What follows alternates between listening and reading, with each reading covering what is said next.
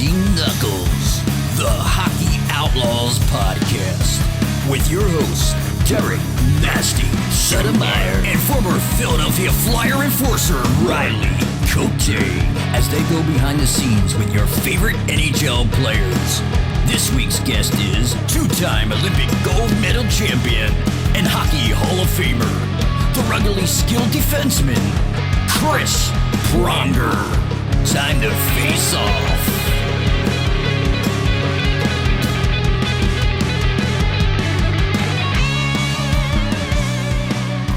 Welcome back to another episode of Nasty Knuckles. What's going on, Nast?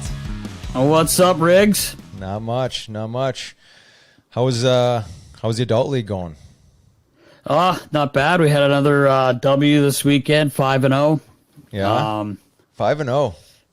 5-0 right now. Yeah, we got a target on our back being the champs, going undefeated last season, and starting the winter season here. We're 5-0, so good win last night.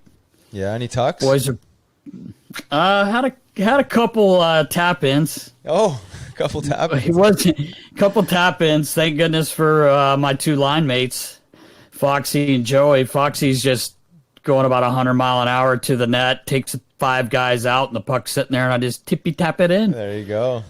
Not easy. Not snipe of the week worthy, though, right? It was definitely not snipe of the week. Picking up the trash. Not. I should have had a Hattie, and this kid stoned me. I was expecting all 0 of the fans. Someone would have thrown a hat on there for sure, maybe. But yeah. No, I'm kidding. You'd hope so. Better. Yeah. But we're rolling pretty good, man. Very nice. Very nice. How's your weekend? Yeah, it was great. Just laid low. Had a couple Flyer learn to play programs going on around the area, and just some family stuff. So nice. Can't complain. It was a good use of my time. How about them Fly guys? It's I tell you what, man. What a difference again. Here we go. Yeah. We go up and down. Yeah, the roller coaster continues. Yeah, it was tough with those guys out. G was the first guy back there against the Rangers, Claude, and 3 assists.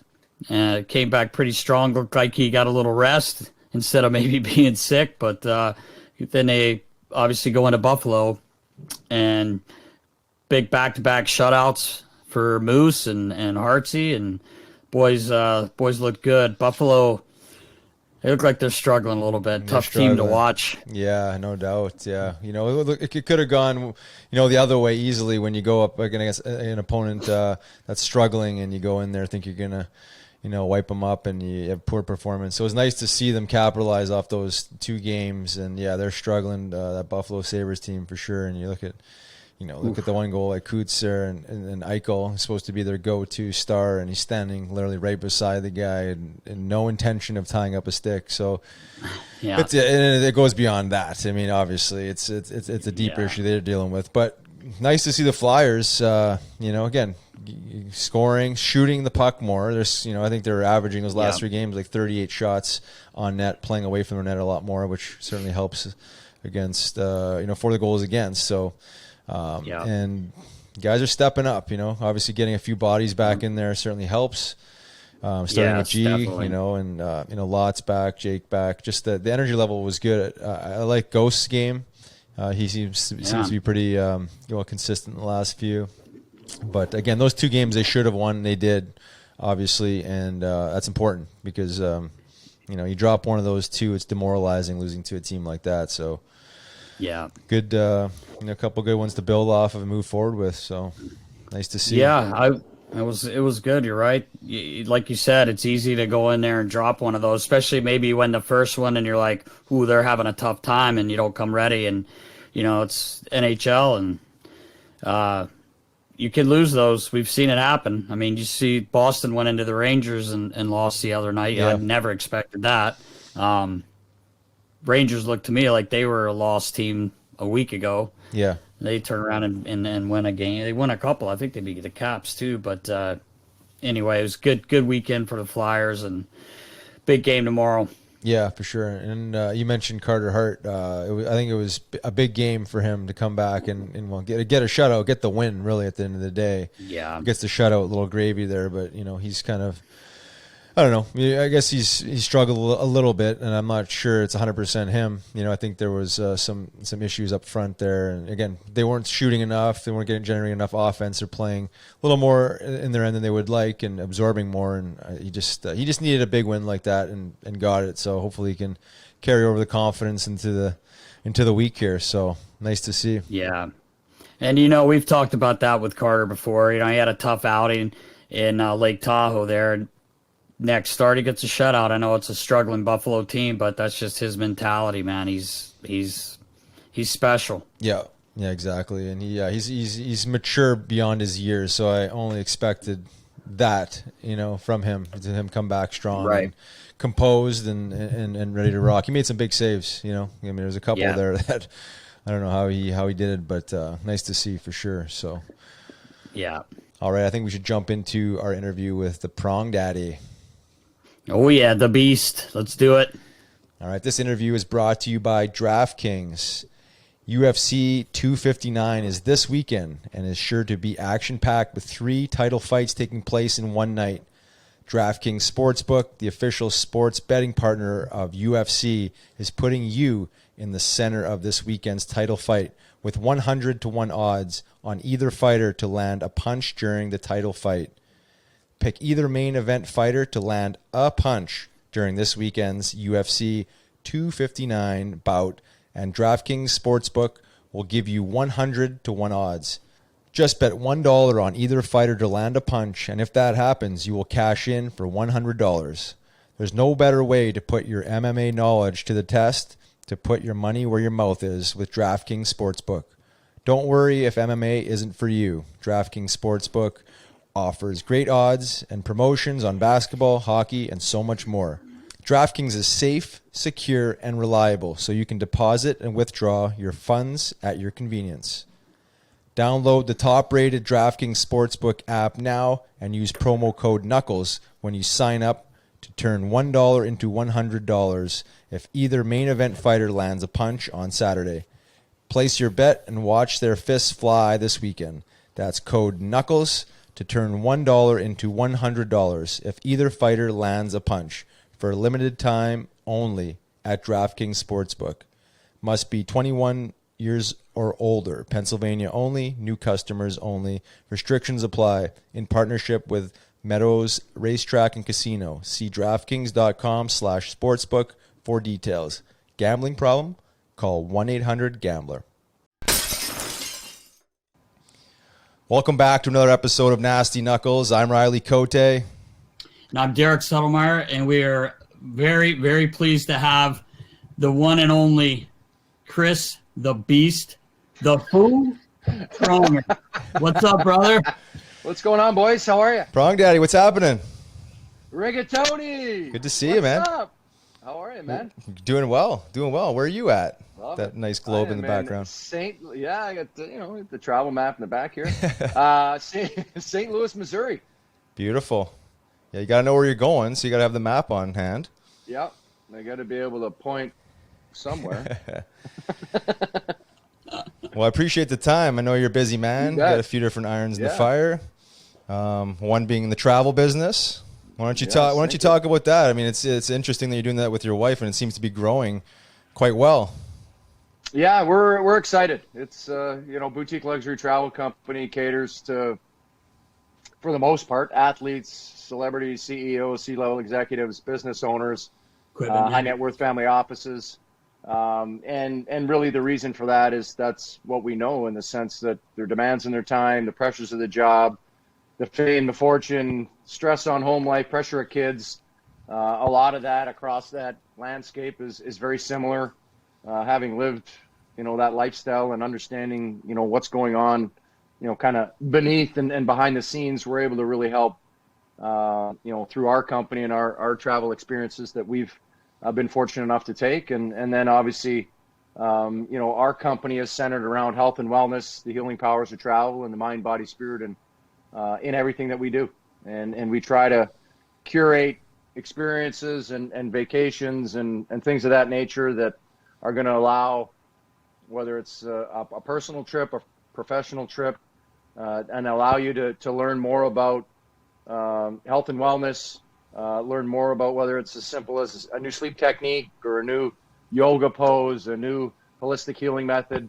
It kind of runs the gamut, but we're able to then allow those clients to implement that into their everyday life, and hopefully they continue to improve professionally and personally, and continue to excel and rise. I think when you look at that client roster, if you will, the drive and determination to get to the top, the will and desire to not only stay there, but then continue to excel and push forward and strive for more excellence, I think is very similar across that board. And, that's something that is obviously something I tried to do throughout the course of my career. And now 2.0 and 3.0 is continually strive to get better and learn about how to improve myself, both mentally and physically. And, we like to bring that to the table with everything that we do with our clients. And, we're a little bit different in the sense that we're relationship driven. We want to really kind of get to know our clients, really kind of peel back the onion layer to see what's going on in their lives, so that, as things come up, we're able to kind of steer and guide them through travel experiences and that are going to either help them, work on their marriage, work on their relationship with their kids, de-stress due to, work-related stuff, anything that kind of runs the gamut through the course of daily life, if you will. And, I think as the years go on here, we're becoming more and more cognizant of mental health and really how that affects the physical side of things. That's the truth. And so a lot of what we do incorporates both of those things. Yeah. Wow.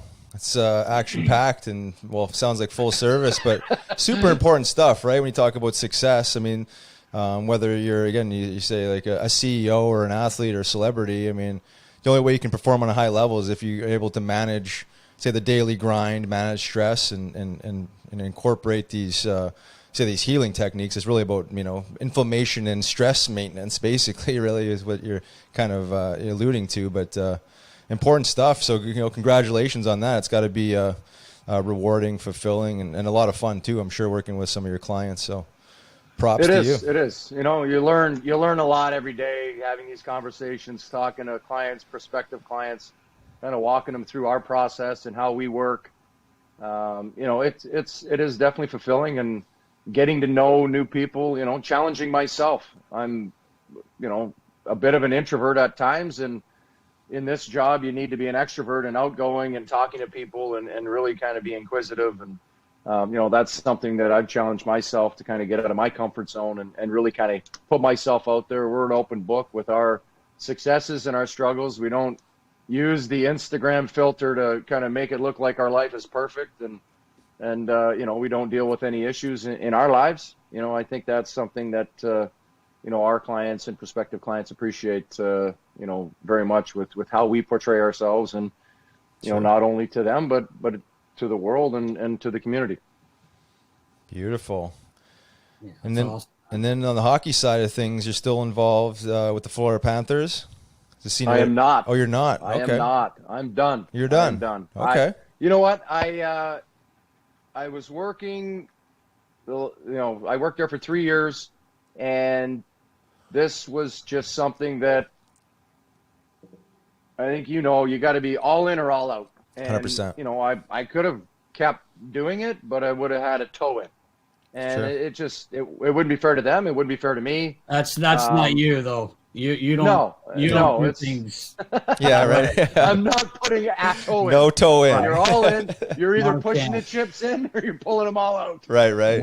Yes. Yeah. So we're fully invested in this company. Beautiful. And I think for us, really it's about growing organically and slowly and with the right clients, the right people, and those that are interested in improving and guiding and being, steered to the right destinations, learning about the right cultures and learning, trying to constantly improve. I think that's something that I did throughout the course of my career. That's something that I continually do on a daily basis, is learning something new, trying to implement that into my daily life.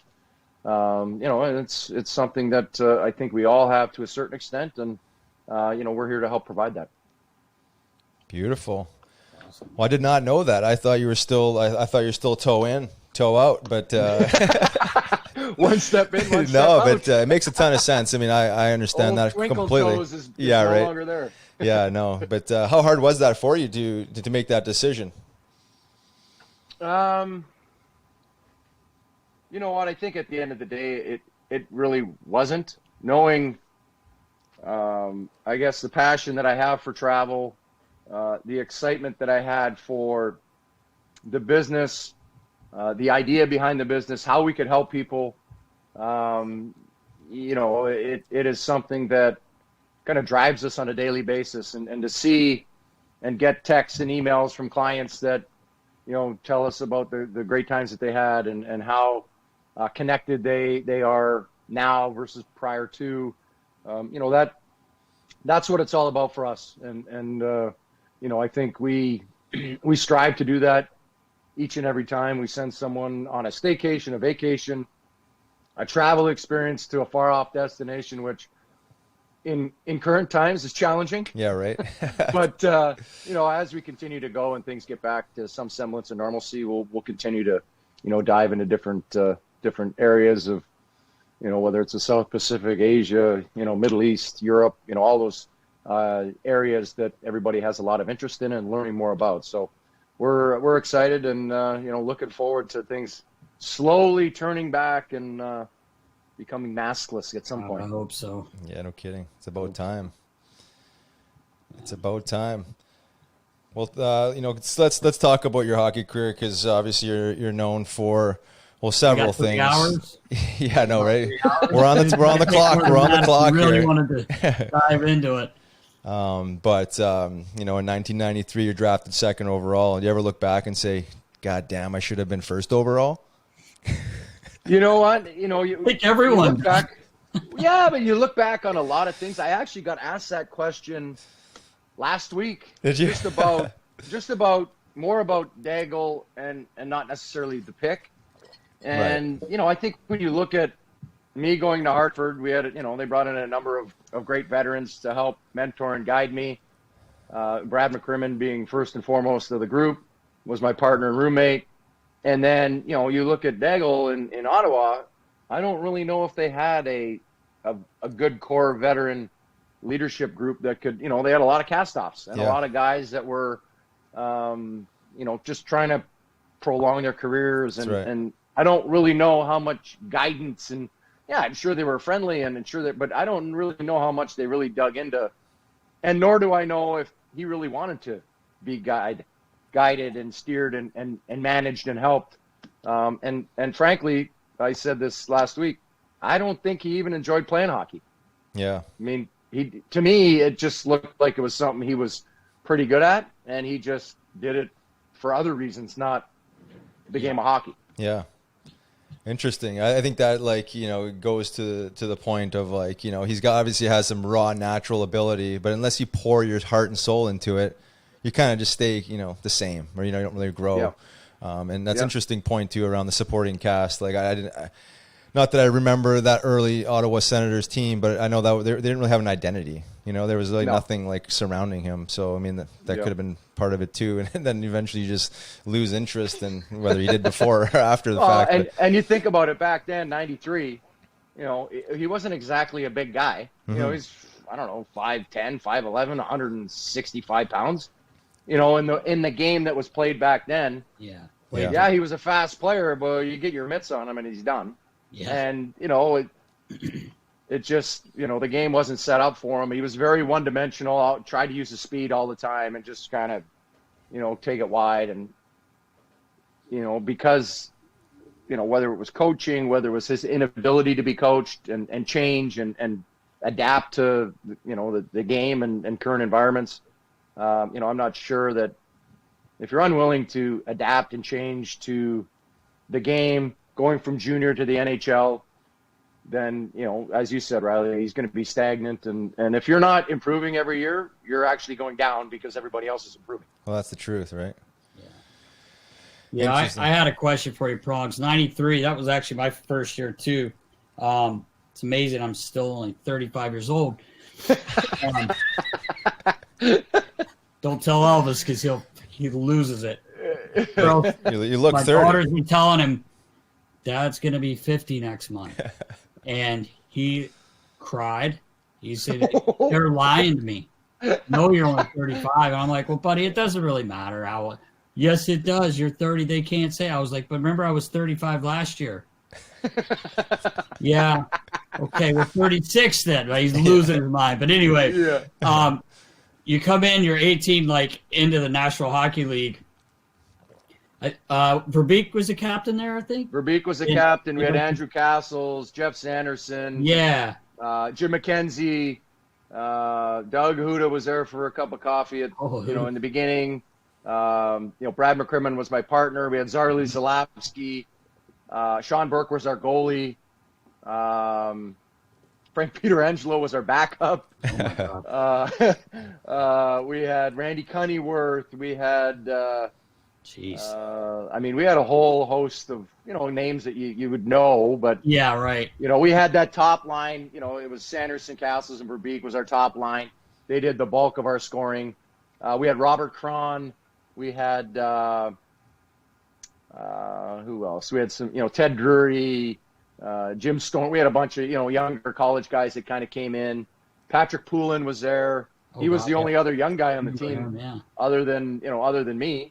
Obviously Sanderson was, maybe 3 or 4 years older, but, so we had an eclectic group of players. Yeah.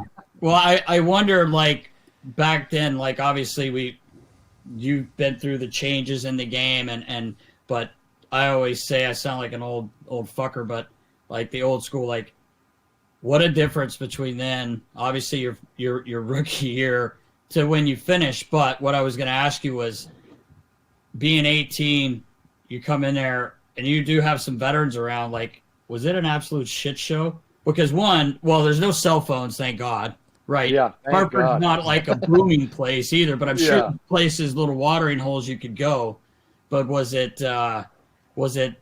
fun, or was it like just it was to you, or? It was hard for me because everybody, again, drinking age was 21. Yeah. Connecticut, not, these hole in the wall. I lived out in Avon, which is a well-to-do suburb. A lot of the guys lived in Simsbury and Avon because we had a practice rink in Avon Old Farms. So I really didn't go out that much, to be honest with you. It was, I lived with a family. I hung out with them a lot. People were in different parts of their life. A lot of guys were just getting married, starting families. They had other things going on. So when we were at home, I just kind of stuck to myself. But when we're on the road, everybody goes for dinner, everybody goes out, whatever. And, that's more of the time when you got to hang out with the guys and kind of be a part of the group. But at home, it was actually pretty lonely, to be honest with you. It was, because everybody does their own thing. Everybody, you go for lunch, but then what do you do? Yeah, exactly. You got a lot of spare time, or you got a lot of free time to figure out what you're going to do before you got to wake up for either practice or a game the next day. There's no Facebook back then to start trolling anybody. Yeah. Thank God. There was no internet. There was no nothing. No, nothing. Oh my God. Well, you're there 2 years, which obviously I don't think anyone would have thought that. I mean, the player you were, and obviously getting better and better, and you end up getting traded to St. Louis. 9 seasons there, and a few awards. Couple. You got there. The Hart Trophy, and I mean, you did it all. MVP, you did it all. But Norris, what about your time there? And you got to play with Wayne Gretzky, which was probably pretty cool. Grant Fuhrer. Yeah, I got to play with the whole old Oilers crew. Mac T, yeah, right. Mac T. Was Ethan in there too? Was that? Mac T was there. Yeah, he was there. Charlie Huddy was my partner. Oh, no way. Huddy. Charlie Huddy was there. We had Glenn Anderson. I mean, Mike Keenan brought in the whole old Oilers and some of his old Rangers guys, and it was, I think I got the kiss of death in Hartford after my second year. I met with Jim Rutherford, the GM, and he goes, you're a franchise player. We're going to build around you. Not knowing then what I know now, I mean, that was the ultimate kiss of death. You're getting dealt when they tell you that. Right. So, It's funny. Homer was the GM, and then he was the coach, and then Jim Rutherford took over as GM, and Homer was the coach again. So he had flown up to Dryden to meet with me, and I took him fishing, and he just wanted to see how I was doing, and it'd been a rough couple of years, right? And checking on me, seeing if I'm working out, seeing if I, what headspace I was in. And we go fishing, and obviously, again, no cell phones. So we take him to the airport. He flies. He has to fly through Thunder Bay. So he stops in Thunder Bay. He gets on a payphone, calls back to the office, and he checks in with Jim Rutherford. He's like, yeah, I just had a great time with Chris. He looks great. He's mentally, I think he's ready to take that next step. Well, don't worry, Homer. We just traded him. Wow. So, needless to say, right? For Shanny, yeah. For Brendan Shanahan. Yeah. So who they then flipped for Stu Grimson, Paul Coffey, Primo, and maybe a first or second round pick or something. But he was only there a year too, so he didn't want to be there anymore either. So. Yeah, right. So it was, I think it was, I got to St. Louis, and you got Brett Hull, Jeff Courtnall, Al McGinnis, Grant Fuhr. You got all this veteran presence and this group that kind of knows what they want to do, and how they want to play, and how, so they're trying to integrate you into the lineup into how they want you to, be a pro, practice, play, all the, off ice habits, all the things that you got to learn as a young player to then take on to that, consistency and preparation and all the things that we talk about being a good pro with. And the first year I went in there, I was not in the best of shape.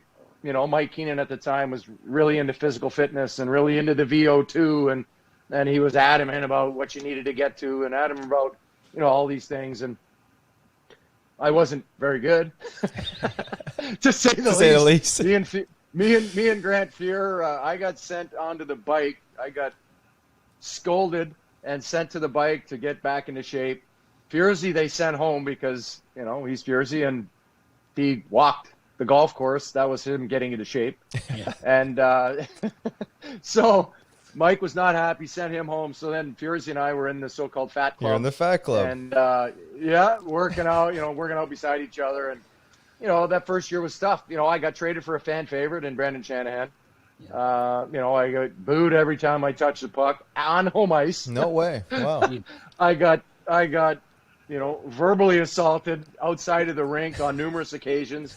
I mean, it was a mitigated disaster the first probably half to 3/4 of the season. And then, ultimately I just said, and then it got into my head, and I was thinking on the ice, and I was just, you start trying to please people, and then you start trying not to make mistakes, and of course you're going to make them. Right. And then ultimately I just said, fuck it, and just said, fuck it, I'll just play. I don't give a shit no more.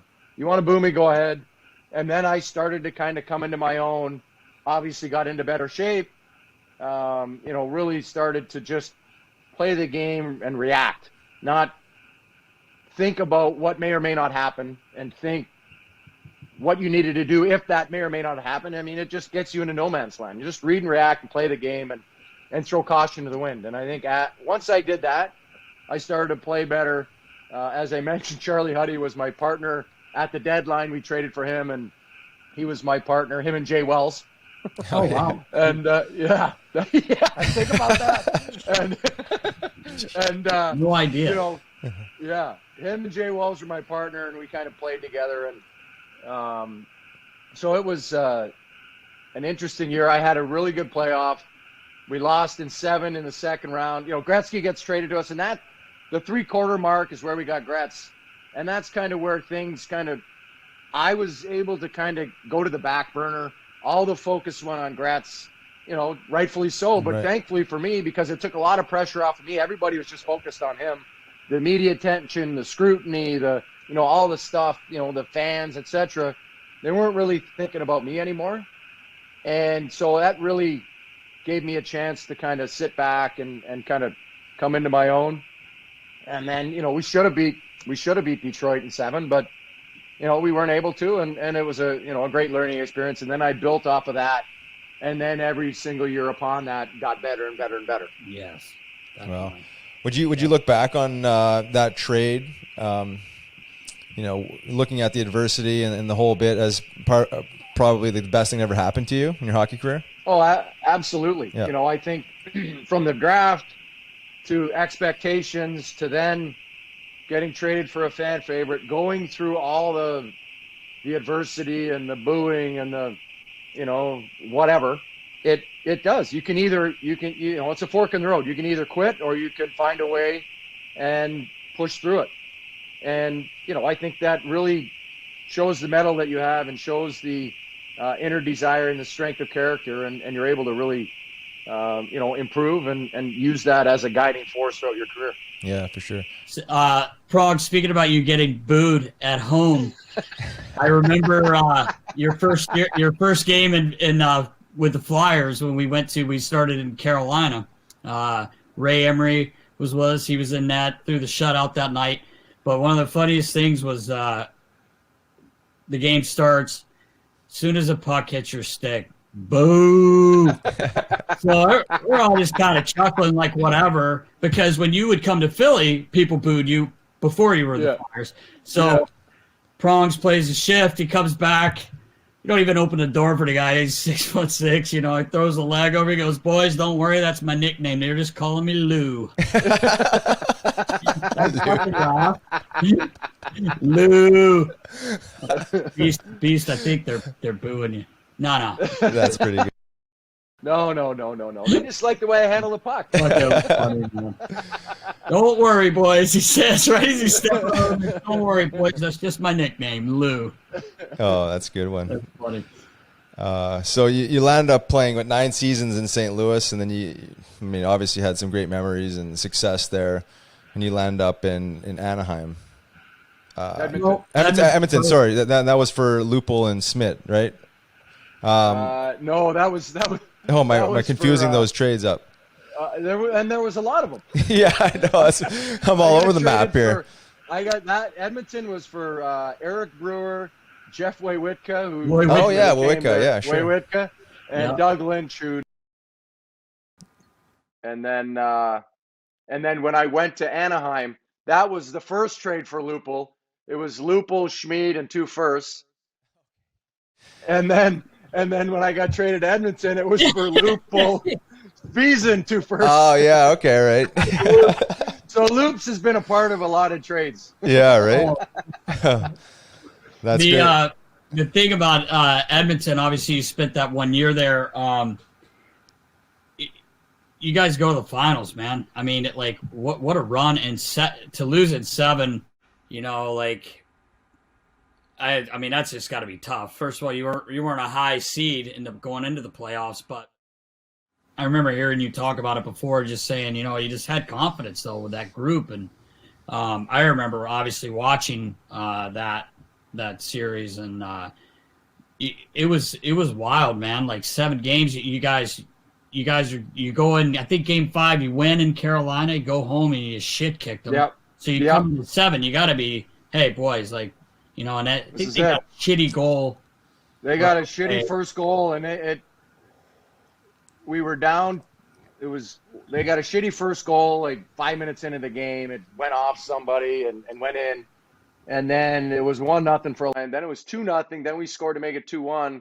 Then we had a 5-on-3. We had all kinds of chances, just couldn't bury. And then they scored an empty net goal late, 5 seconds left or whatever. But it was. Losing Dwayne Rollison in the first game, he tore his knee up. That hurt us, and there was a number of factors. Game 2, we just were completely out of sorts.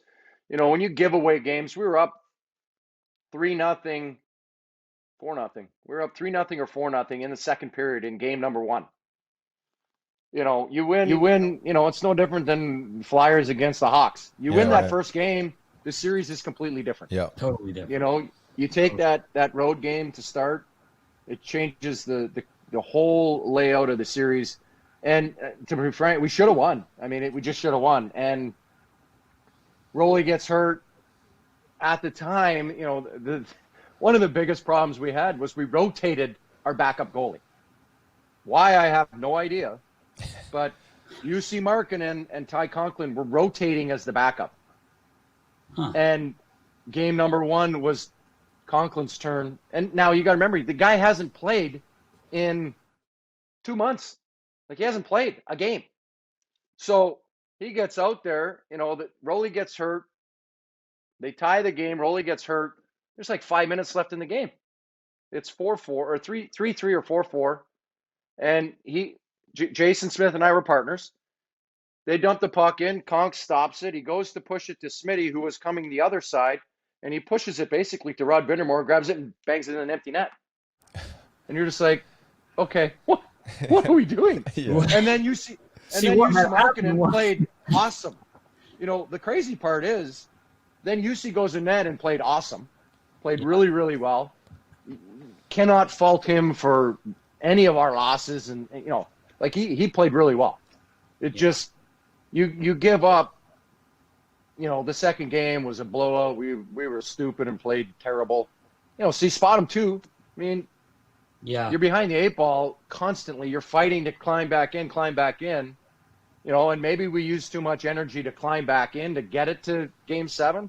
Yeah. But, and they're obviously on home ice and the energy and, all the stuff. Their crowd was very, very loud. Yeah. It was impressive between Carolina and Edmonton, obviously playing in Canada, going to the finals. I mean, Edmonton was rocking. It was, it was awesome.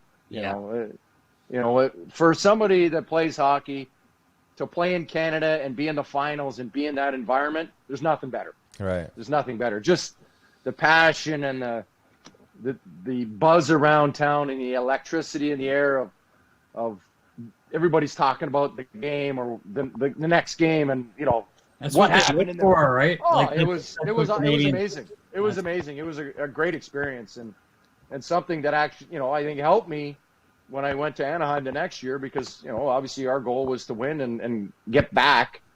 So a lot of the stuff that I learned in that season. Remember the coach was Mac T, who I played with. Yeah, that's right. The D coach was Charlie Huddy, who I played with. Was my partner. Right. Craig Simpson was an assistant coach who I played against. Kevin Lowe was the GM who I played against. Yeah. So you start going back on, we had a great relationship and we're able to kind of walk through a lot of potential conflict and issues, not as it relates to me, but just as, for the team and different things that you need to kind of walk through with the guys and explain what you have and kind of where things have to go.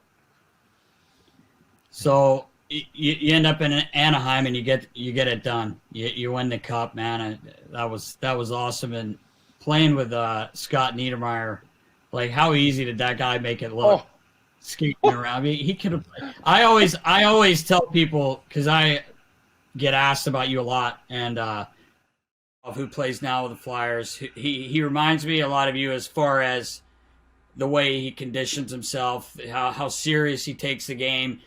And I swear, Provy wants to play 40 minutes a night. And I said, I remember you and I just bullshitting one day. It was some other guys too, but you were like, I could probably almost play a game if I paced yourself, but you managed. If you managed, but in saying that, literally, you did play 30 minutes, and you probably could have played more.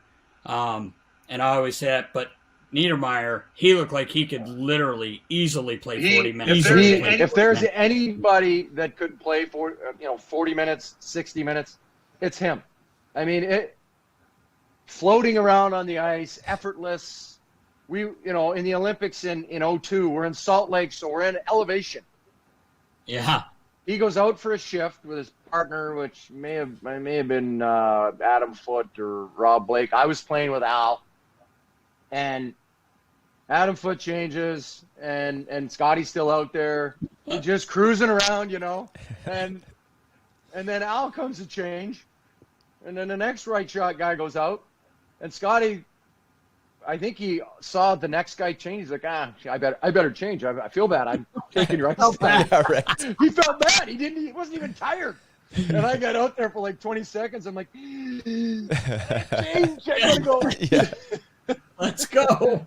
He, if there was one guy, he could easily do it. Like when we were in Anaheim, he'd play, we'd play 30 minutes. Obviously, I'd play different. I was physical and, clearing the front of the net and doing all that. It takes a lot more out of you. But Scotty had, some grit to him, more than people think, more than people give him credit for. Played hard.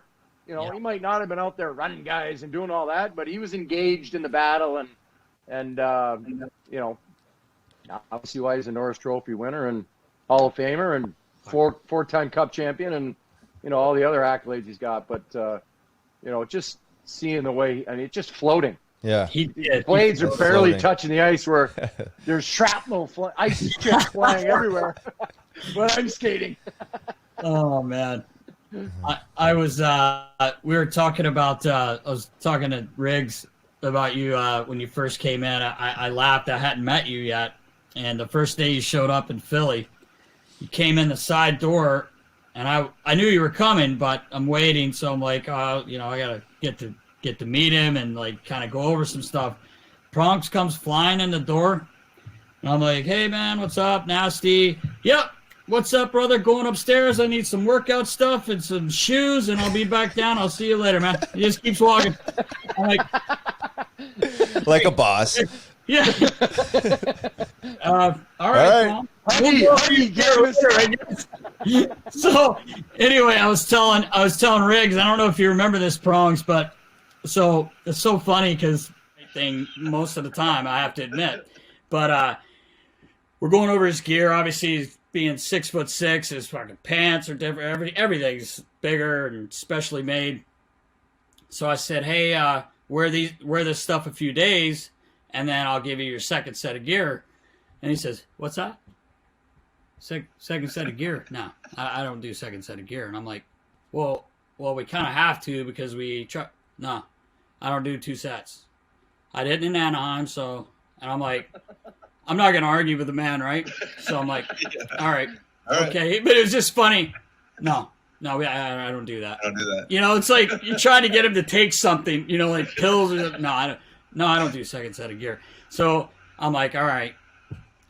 I had his second set of gear, right? So everything's new. So I start changing it every day after he skates. Like in the morning, I let it dry and then I put the new stuff up because it was so new. So we go like 2 weeks. And we're getting ready to leave because we're going to Carolina, I think. It could have been a preseason game, too. I can't really remember. I think I was carrying your stuff back and forth during preseason, but you didn't know I was switching it. So we're getting ready to leave, go to Carolina, and the goalie bags are pulled. We had a guy called up, I guess, and his bag's out because he only had one set of gear. So Beast comes off the ice. He says, yo, Nast, where's my bag? And I said, oh, you're all set. Well, I got to pack my gear. And I'm like, no, your shit's on the truck. No. I only have one set of gear. I was like, you've been wearing 2 sets of gear for about 3 weeks. I've been switching. You motherfucker. You little fuck. Are you kidding me? I'm like, no, man, but see, it didn't bother you. I knew these shin guards weren't right. We got to get weights on them. He's just fucking so mad. But then he was like, all right, whatever, man.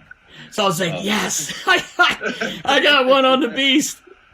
But he's like, you little fuck. I stood about 10 feet away, too, in case he was going to come after me. But. In case he snaps. Throw the old buggy whip. Yeah. In case he snaps. Throw the old buggy whip. Yeah. I think it's funny, though. Oh, yeah. Oh, man. Why don't you talk about your time in Philly? I know you come to Philly, obviously you're a big name, big presence on the back end, and then I think you're banged up a good portion of your second season there, and then obviously you retired because of post-concussion syndrome, right? I mean, talk to your 3 years in Philly and the culture of Flyers hockey and kind of how you exited the game. Yeah, you know what? I think when I look back on it, there was a couple times where when I was being traded that I almost went to Philly and I was in my prime. And, having gotten there and seeing the environment and seeing the passion of Mr. Snyder and the fan faithful and you know, everything that encompassed Philly. And, you know, you hear all the stories and the lore of how crazy the fans are and, you know, all the rest of that. And you see guys with the Flyers tattoo on the side of their head. Right. and Flyers Eric. Yeah. And, you know, and all that stuff. You're just like, oh, man, this is legit. So when you see, and it was really kind of obviously known Homer my whole NHL career. You look at, you know, the passion of Mr. Snyder, you know, Peter Luco, you know, Comcast, Mr. Roberts, and what they exude and how they wanted the team to play, how they wanted the team to be run. You know, everything was about winning. That culture of just win, baby. You know, just win. Yeah. You know, Mr. Snyder, Al Davis, that old school owner mentality. You know, it's something that I appreciate. You know, I played the game to win. I wasn't out there trying to make friends. I wasn't out there trying to, you know, stick tap everybody and hey, buddy. You know, it's about winning. Of course. It's about doing what you can to be successful and help your team win. And you know, when I got there, it was you know, I could see the passion in Mr. Snyder's eyes and see the passion that he had for the Flyers organization, and then obviously you know, the tradition and how, you know, the Broad Street Bully days and how they played the game. And you know, I was excited. I was excited to kind of get things going. You know, when I talked to Homer about the trade and coming in, you know, obviously I was there to help Richie and help Karts and help some of those younger guys kind of take that next step and kind of steer and guide them. You know, and I think a lot of, you know, it may not have worked out in Philly for them, but I think a lot of the stuff that they then went on to do with LA, I think they learned a lot. Sure. From our time in Philly and from what we were, you know, so close to being able to accomplish. So, you know, it's unfortunate that it ended that way. That first year, I didn't miss a game. You know, you know, I think when you look at our D that year, me and Matt, Carl, Timo, and Kobe, the four of us missed a total of 4 games total. Wow, that's impressive. Which is crazy to think. And so I was, you know, I was expecting that I had knee surgery in the summer, in the off season, you know, didn't do training camp, didn't do much preseason. I don't think I did any preseason, and then missed the first game against Pittsburgh, and then I came back, and then I broke my hand, you know, freak accident, break my hand, then my back goes out, then, you know, just all the stuff that kind of went on, a lot of freak stuff where you're just like, you know, you wanted to build on the opportunity that we had against Chicago. You wanted to have that. And you know, just for things to kind of play out the way they did that second year, and then to come back and, you know, knee felt great, my back felt awesome, everything felt great, got off to a great start. You know, I think I had 12 points in 13 games. I think we lost one game, or like 12-1-1 or whatever it was. And then, you know, to have that happen, you're just like, are you fucking kidding me? Yeah. You know, and just to deal with everything with my eye, and then obviously the concussions and everything. And, you know, I think it was frustrating. It was, you know, I got a soft spot for Mr. Snyder. You know, he's obviously, you know, hardcore, passionate owner. But I think when he sees where you're at in that regard, you know, I went out for dinner with a number of times afterwards and just kind of talked to him. And, you know, he basically told me, man, you're done. Really? You're not playing. You can't play. Because, you know, his son's a doctor, and he showed him my medical file, and he's like, seriously, Mr. Ed, or whatever he called him. Kind of dad. Like, he looked at my medical file and all my injuries, and then obviously all my concussions and everything that kind of went on. He's like, you know, he's just not going to be able to play. Like, you can't. Don't think that at some point this guy's miraculously in 2 or 3 years going to be able to play. Right. It's not going to happen. You know, just based on my age, you know, the injuries that I'd had previously, and then, you know, obviously my head stuff and my eye and all that stuff. And, you know, I think that was one of the reasons why I needed to leave Philly, and Mr. Snyder, you know, was I think very receptive to allowing us to, because he didn't have to. I was still being paid. He could have said, hey, you need to be here training. You need to be here trying to get healthy. And, I think he knew what was going on with my wife's parents and everything that was, health related with them. And, I think he was, understanding more so with, I think what other players had gone through in the organization, obviously his own health and stuff that he was dealing with. So it was, had it been another owner, I don't know if they would have understood. I don't know if they would have been as accommodating as, I think he appreciated the way I played. I think he understood, what I brought to the table. It sucks, we bring in Briz and I'm, the first little bit, and then I'm watching Briz and I'm like, if I'm there, half the shit this guy's doing, he's not doing. He's going to get a stick over the head and told to shut the fuck up. Like, he's pointing at guys after goals, like he's blaming guys and doing all this stuff. I'm like, just shut up and stop the puck. Like, that's your job. And, so, it from that side, it was frustrating knowing if you're there, a lot of this stuff wouldn't happen, or you'd be able to mitigate it and kind of steer and guide the group to, the right path, or not, or just be a support and be able to be a part of it, and knowing my experiences and all the different things that I'd been through. Obviously, we brought in Yags, and I had talked to him. I was one of the reasons why he wanted to come, because he didn't want to get hacked anymore. Yeah, right. He's tired of it. Yeah. So, I think, I don't think anybody wanted it to end that way. I don't think anybody wants their career to end that way. It's just unfortunate and frustrating when, you look at that team and specifically that team that year in 11-12, where we had a lot of really good pieces. We had a lot of guys that were kind of making that next step. And then when I get hurt, it kind of throws the back end out of whack. Then you're forced to make trades and forced to make moves just to fill in the pieces, and kind of, you don't want to have to make those types of moves if you don't have to. And it was just unfortunate.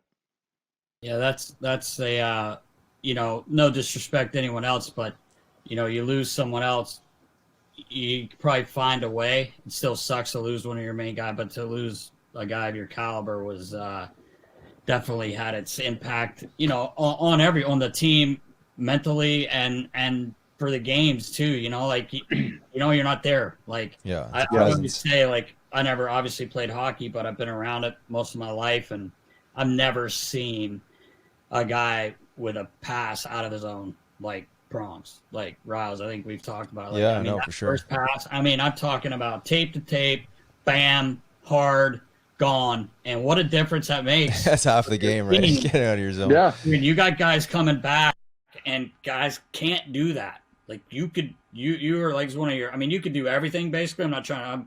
I'm pumping the tires, but seriously, that was one of the things when we first got you. The best thing, it was my favorite, is this guy is the meanest motherfucker I've watched play hockey in a while, man. Like, he's an ornery prick, and I love it.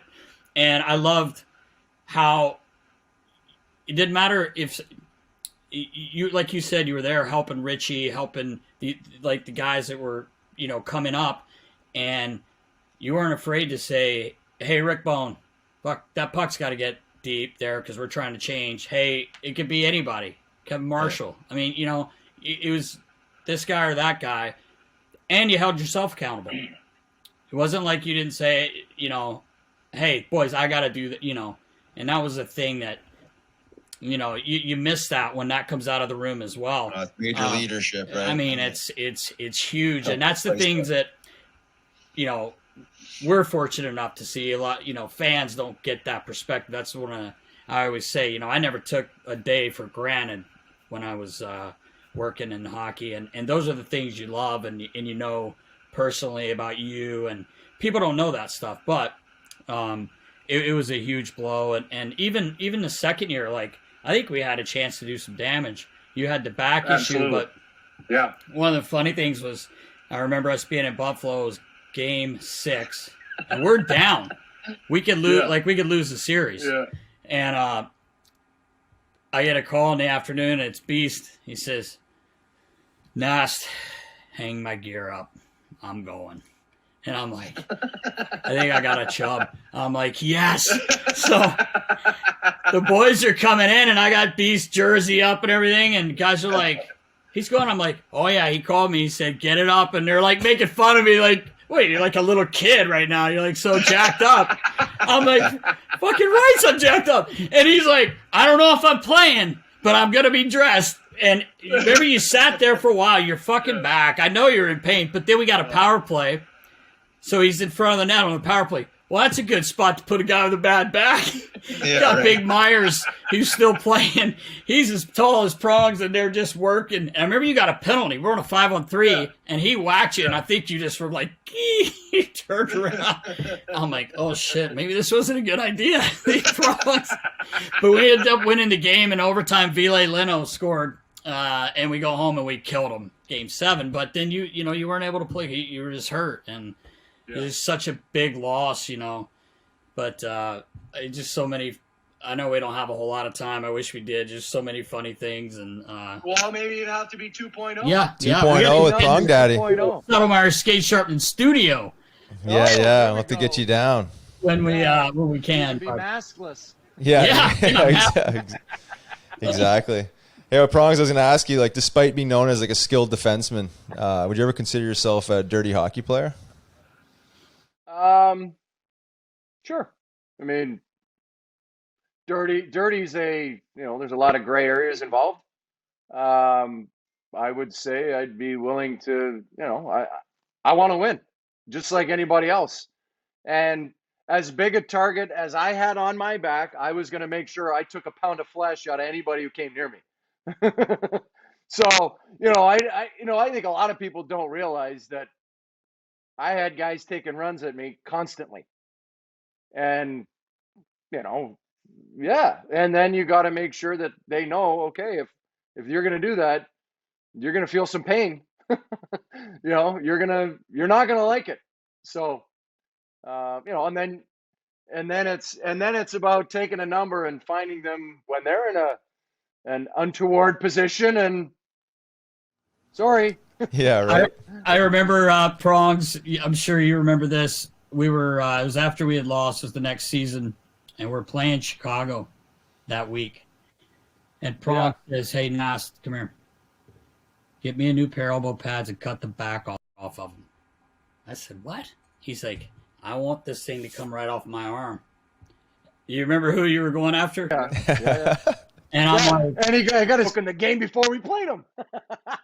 It was Burridge. Oh, no way. And he wanted a piece of this. He goes, I don't care if he says no, he's gonna get it. So I cut the back piece of these elbow pads off for him, had him, and then he got hurt and he couldn't play. And I remember saying, hey, you're like luckiest dude in the world right now. He got struck in the face.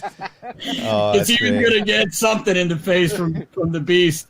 Yeah, that's so good. Well, the only reason I asked you that was that, I know you play the game hard. I was kind of making a joke when I said that, but, knowing that you had been suspended 8 times, but you played the game hard, and, you're an honest player, right? I mean, it was, I don't even think dirty was the word I should have used, but, you're greasy, you're hard-nosed, and everyone knew what they were getting when they played against you, and you established that. I think that's what tough, good players do, right? I mean, you're creating space for yourself. You're probably able to break the puck out a lot better since you're playing that way, right? I mean, you're giving yourself that extra space, and part of it was early on, and even prior to the NHL, I was always unpredictable, not knowing. I might hit you, I might spear you, I might slash you, I might cross check you, and keeping your opponent on edge and kind of leery of what you may do. I think. As opposed to dirty, unpredictable. Unpredictable. Like, I might steal the puck from you. I might run you through the boards. I might, cross check you. I might, stick you in the nuts. I mean, Who knows? Yeah. You know, and half the time I didn't know. Yeah. It was spontaneous, right? Honestly, it was just like, you know, what looked like it was gonna, you know, at that split second. Yeah. What am I gonna do? Bang! And it just happened. And I remember thinking, Prongs, like, you know, you've been here a couple weeks watching the games. First of all, I swear to God, the refs were petrified of Prongs. Oh yeah. Like, I've never seen a player yet just say, go fuck yourself, you fucking, and usually they're like, that's it, you know, like, and they're like, okay, I'll watch, and he's losing it, and I'm like, this is unreal. And not to mention, probably could have got called for a slashing penalty every shift or a cross check. I'm just saying, like, the you know, the rules are changed. It's about having a relationship with a referee so that they talk to you first, they give you some guidance on what you can and can't do, and then you just taper it up or down based on what they say. Someone would come in and kind of, if they bumped into Prongs, definitely they didn't really want to, but they did, and then Prongs turn around, two-hand him, and then go like to the ref, like, did you see him hit me? Like, that's why I did that. And they're like, yeah, we got it. Everything's good. No penalties. And I'm going, holy shit, he just two-handed this guy across his wrist. It was the greatest. Oh, yeah.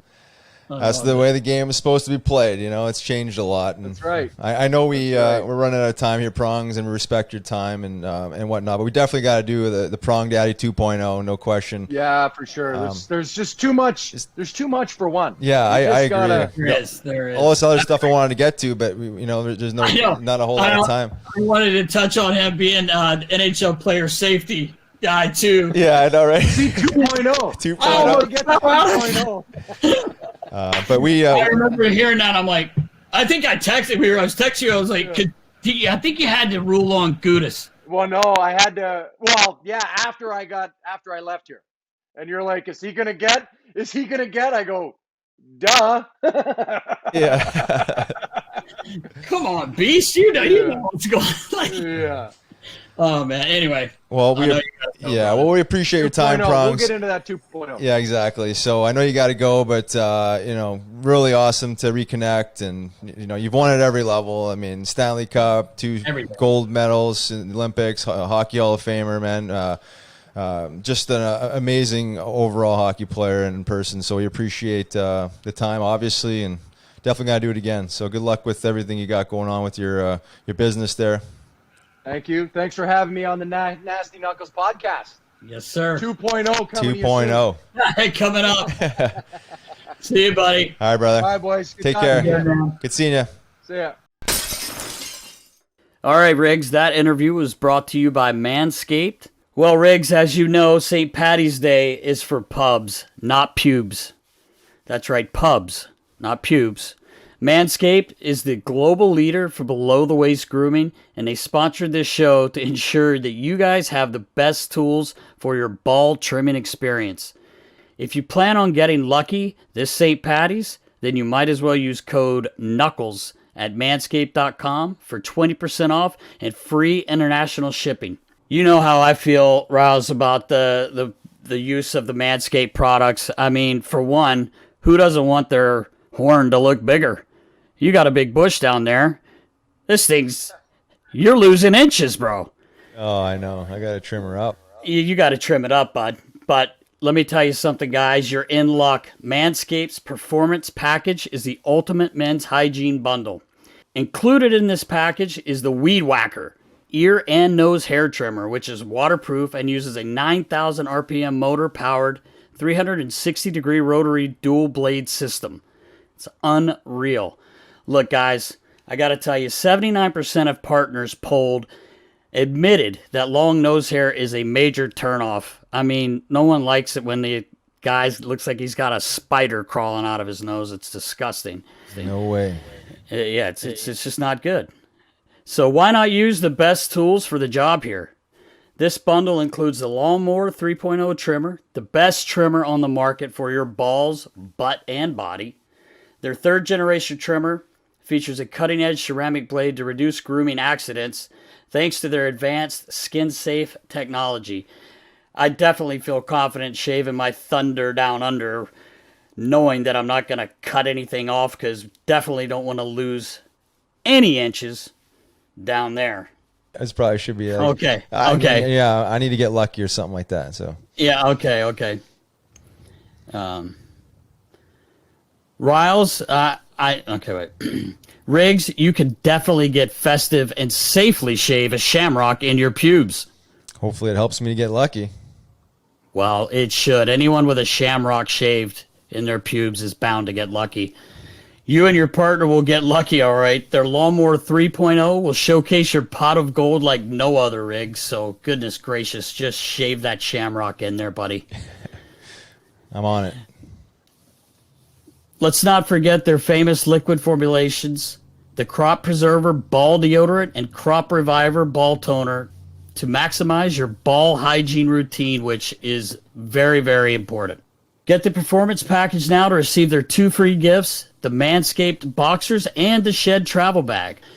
The Performance Package is the best value that Manscaped has to offer and is hot off the shelves. Get 20% off plus free shipping with the code KNUCKLES at manscaped.com. Also, just so you know, every purchase at manscaped.com goes towards contributions made to the Testicular Cancer Society to bring awareness to testicular cancer, men's health, and early cancer detection, which we all know is very serious and very important. So get 20% off and free shipping with the code KNUCKLES at manscaped.com. That's 20% off with free shipping at manscaped.com and use the code KNUCKLES. There's gold at the end of the rainbow with Manscaped, Riggs. Let's go. All right, we definitely want to thank the Beast, CHRIS Pronger, the Hall of Famer, the Stanley Cup champion, the Hart Trophy winner, the Norris Trophy winner. The guys won it all, but we got to thank him for his time, and it was so much fun, and we actually could have used more time, Riles. Oh, I know. He was on a time crunch there, and he was very strict with it. So we had to abide by his time, and it was awesome. Yeah, we're gonna definitely have to do the Prong Daddy 2.0 as we talked about. Sure. So so much more, so many things we didn't get to that we had planned on talking about, but. What an amazing career, and it's always nice to get Prong Daddy going and see him laughing and telling some stories because he's got a ton of them for sure. He does, and it's just I love getting him wound up, man. He's a lot of fun to talk to, and we talked about quite a bit, but there were, like we said, there were just he's got so much to his career and what he's got going on. We could have been on there 3 hours probably. For sure. Yep, that's the truth. Yeah, I didn't realize he had I knew he moved around a little bit, but when he starts talking about his trades, you need to make him seem like he's, some sort of suitcase. But obviously, contenders want a player like that, right? I mean, he's a valuable player. Not many guys with that size can move the way he does, shoot the way he does, and play that physical brand of hockey. So he's obviously a wanted man. Well, he was a wanted man when he was in his prime, and it was nice to connect with him in the orange and black. He brought a lot of spice to the Fly Guys when he was there, and unfortunately he had to retire due to concussion issues. But that's the way it goes. Glad to see him doing well and following his passion. Doing some business with his family, his wife there, and it was a great conversation. Had a lot of fun with that. Yeah, he's awesome, man. I don't even think we got into. He was voted in as one of the 100 greatest players to ever play the game.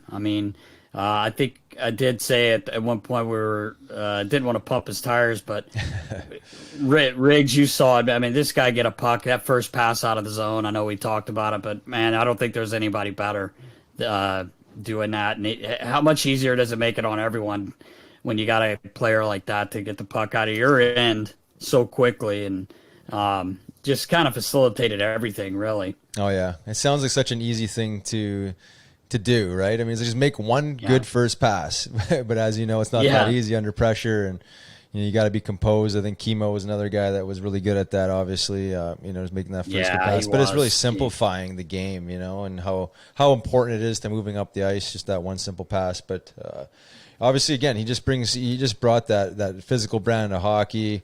The big shot, you've seen him up front there in front of the net on the power play at times, but overall, an amazing career. And the other thing that we didn't get to is the fact that he holds the record for the most games in Olympic hockey. I think it was 25 games that he played, which was pretty impressive, obviously, at that caliber. But no shortage of medals, trophies, and hardware there for that guy. So amazing to have him on, and I look forward to reconnecting with him because again we can poke and prod and get the prong daddy laughing and sharing some stories a little more too. He's eager to talk. I think you just got to prod. Yeah, he is. He definitely is. I wanted to get to him too. It's funny because both his boys were playing hockey when he was here. They play basketball. They don't even play hockey anymore. Oh, well, so I wanted to. I have texted with him about it, but I wanted to get his take on it. It's just, it was funny. He just said they just like basketball, so that's the way they wanted to go. So I kind of wanted to talk to him about that, but anyway, yeah, there's lots more we could talk to him about, but we did cover quite a bit. Yeah, no, for sure. Well, this wraps up episode 12 of Nasty Knuckles. Make sure you're tuning in next week, Tuesday, for episode 13. Have a safe week. Take care, knuckleheads. See you, knuckleheads.